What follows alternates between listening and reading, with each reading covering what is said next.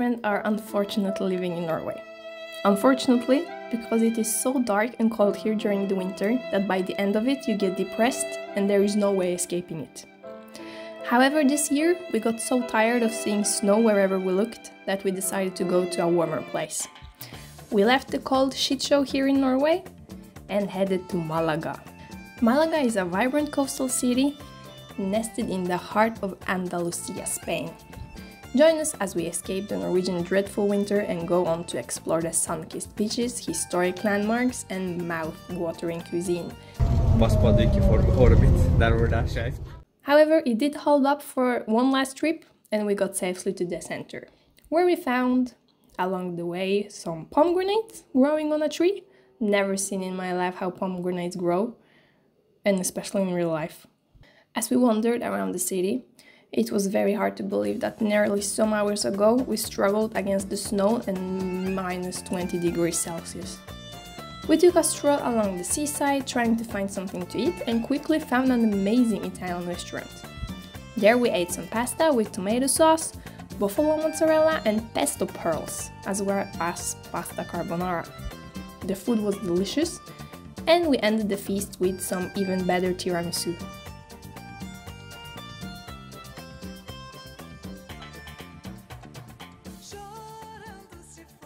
Our Airbnb was situated on a very pleasant and picturesque street. It was very quiet and it was also quite weird when we got inside the main entrance, as the hallways there were very narrow.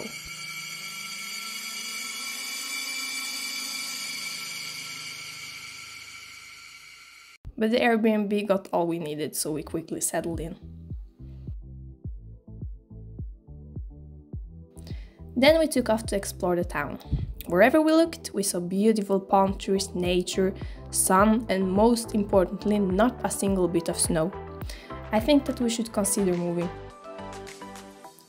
Malaga has an estimated population of around 570,000 people. The city also boasts with a rich history dating back over 2,100 years, making it one of the oldest cities in the world.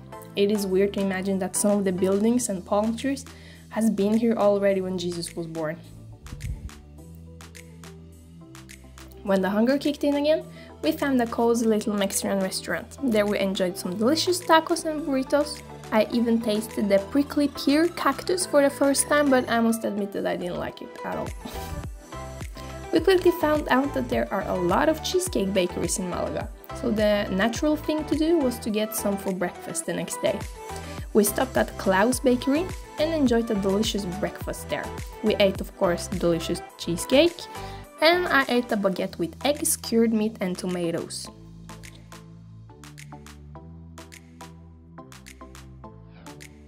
After a delicious breakfast, we wandered around in the city center for a bit, soaking in all the sun and the beautiful nature around us.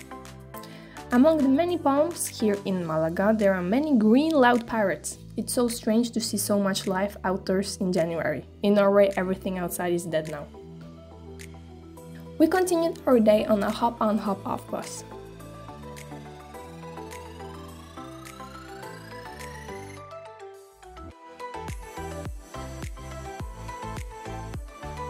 We drove past many landmarks like El Cubo, a modern art museum. We continued along the seaside and made it all the way to Malagueta.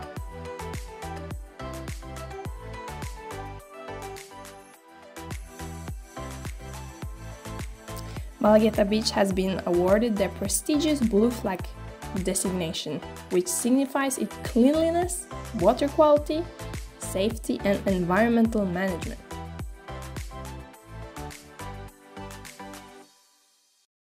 Afterwards, we made our way to the Alcazaba, an iconic historical landmark here in Malaga.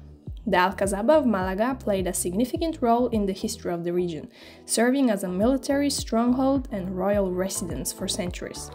It was also a symbol of the Islamic presence in Spain during the medieval period.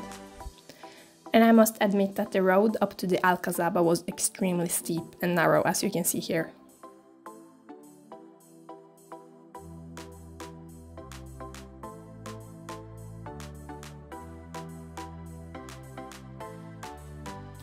Upon our arrival, we met on a friendly squirrel that was on a mission to get some almonds from an older man. Girl's got some serious squirrels in her pants. There's squirrels in my pants! Tell me what's making you jump like that. Ain't got no chickens, ain't got no rats. Squirrels in my pants! S to the I to the M to the P, then maybe you can be moving like me. Step right over and watch me put it down. And then we entered the Alcazaba. The fortress features a distinctive blend of Moorish and Spanish Renaissance architectural style.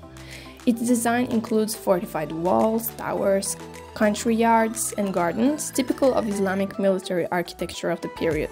Situated on a hill overlooking the city and the Mediterranean Sea, the Alcazaba of Malaga was strategically positioned to defend the city against attacks from the sea and from land.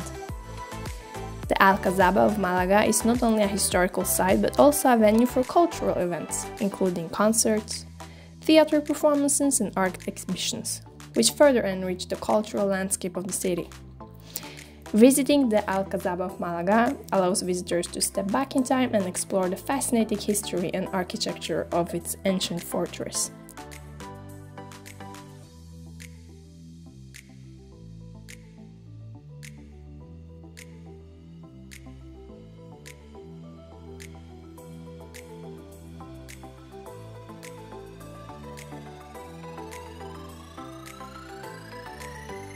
On our way back, Alex made a friend with a seagull.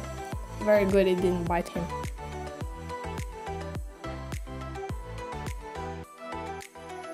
There are so many beautiful oranges wherever you go here in Malaga, and we couldn't help but wonder why on earth are no one picking them and eating them like apples? I mean, they're everywhere. Well, continue watching to find out.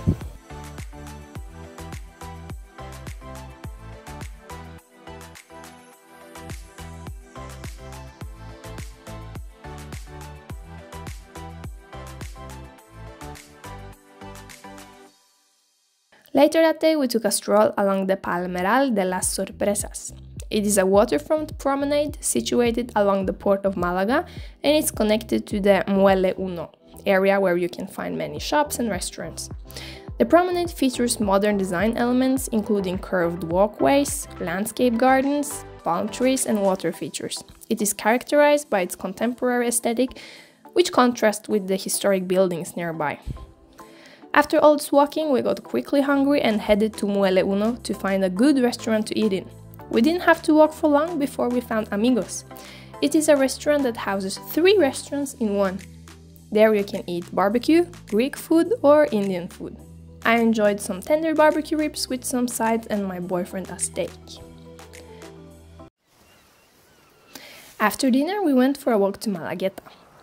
Unlike some other remote beaches, Malagueta is an urban beach, meaning it's integrated into the cityscape of Malaga. Visitors can enjoy the sandy shores while being close to different restaurants and other urban attractions.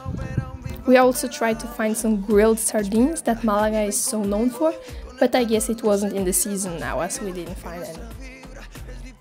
At the end of the day, we enjoyed some cake, delicious apple crumble with caramel sauce and ice cream, and a beautiful sunset.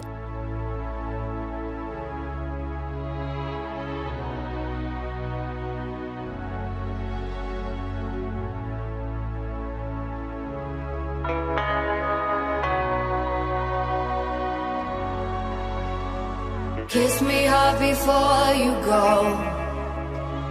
Summertime sadness.